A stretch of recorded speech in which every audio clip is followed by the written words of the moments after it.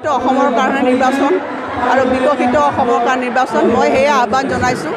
এক বিকশিত গোলাঘাট, সুৰক্ষিত গোলাঘাট আমাৰ ৰাইজ আশীৰ্বাদ দিবলৈ ওলাই আহিছে। গতিকে মই নিশ্চিত যে এইবাৰ নিৰ্বাচনত আমাৰ অসমত পুনৰবাৰ তৃতীয়বাৰৰ বাবে NDA চৰকাৰ গঠন হ'ব আৰু গোলাঘাটতো 5টা সমষ্টিতে আমাৰ NDA সমৰ্থিত প্ৰাৰ্থীসকল বিপুল ভোটেৰে তেওঁলোক বিজয়ী হ'ব।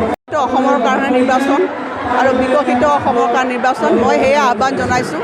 এক বিকশিত গোলাঘাট, সুৰক্ষিত গোলাঘাট আমাৰ ৰাইজ আশীৰ্বাদ দিবলৈ ওলাই আহিছে। গতিকে মই নিশ্চিত যে এইবাৰ নিৰ্বাচনত আমাৰ অসমত পুনৰবাৰ তৃতীয়বাৰৰ বাবে NDA চৰকাৰ গঠন হ'ব আৰু গোলাঘাটতো 5টা সমষ্টিতে আমাৰ NDA সমৰ্থিত প্ৰাৰ্থীসকল বিপুল ভোটেৰে তেওঁলোক বিজয়ী হ'ব।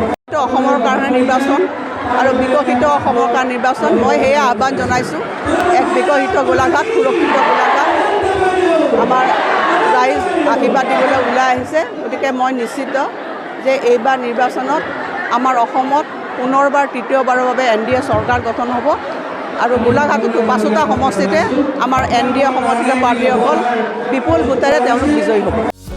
যিকোনো খবৰৰ বাবে যোগাযোগ কৰক আমাৰ এই নম্বৰত 9181 307 2221।